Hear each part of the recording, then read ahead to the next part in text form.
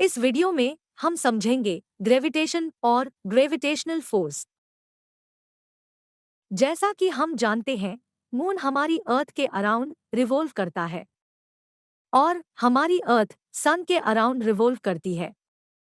साथ ही सभी प्लैनेट्स सन के अराउंड रिवॉल्व करते हैं। क्या आपने कभी सोचा है कि ये सब कैसे होता है? आसान शब्दों में कहें तो ये सब ग्रेविटेशनल फोर्स के कारण होता है, जिसे लॉ ऑफ ग्रेविटेशन भी कहते हैं। आइए इसे डिटेल में समझते हैं। Law of gravitation. According to this law, every body in the universe attract another body in the universe. इस लॉ के अकॉर्डिंग यूनिवर्स में हर एक बॉडी किसी दूसरी बॉडी को अट्रैक्ट करती है। साथ ही किसी भी दो बॉडीज के बीच लगने वाला फोर्स उन दोनों बॉडी मास के प्रोडक्ट के प्रोपोर्शनल होता है और उनके बीच के डिस्टेंस के इन्वर्सली प्रोपोर्शनल होता है। इक्वेशन में m1 बॉडी A और m2 बॉडी B का मास है।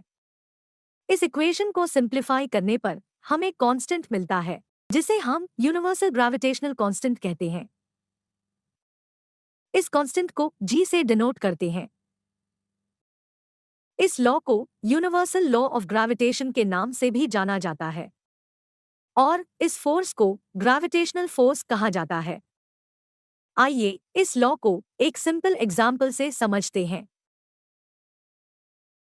मान लीजिए कि एक बॉल को ऊपर की ओर फेंका जाता है। ये बॉल एक सर्टेन हाइट पर पहुंचता है, फिर नीचे गिरने लगता है। ऐसा इसलिए होता है क्योंकि अर्थ और बॉल के बीच ग्रेविटेशनल फोर्स लगता है।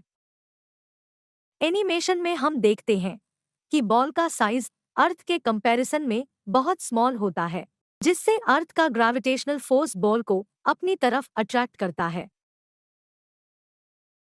सिमिलरली मून और अर्थ के बीच ग्रेविटेशनल फोर्स लगता है, लेकिन इस केस में मून अर्थ पर फॉल नहीं करता।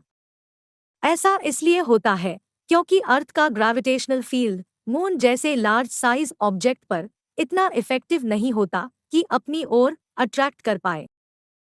लेकिन मून अर्थ के अराउंड रिवॉल्व करता है। आइए जानते हैं कैसे। मान लीजिए कि मून एक स्ट्रेट लाइन पे मूव कर रहा है, जो कि इनर्शिया फोर्स के कारण है।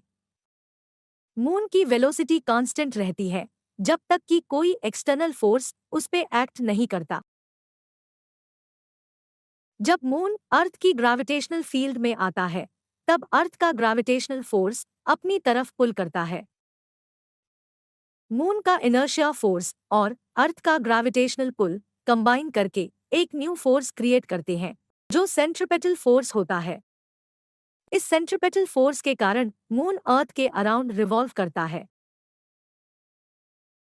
और यही फिनोमिनन बाकी सभी प्लैनेट्स और सन के बिटवीन होता है। Thanks for watching. अगर आपको हमारा ये वीडियो अच्छा लगा तो ऐसे ही और वीडियो देखने के लिए चैनल को सब्सक्राइब करें, वीडियो को शेयर और लाइक करें। तो मिलते हैं नेक्स्ट वीडियो में।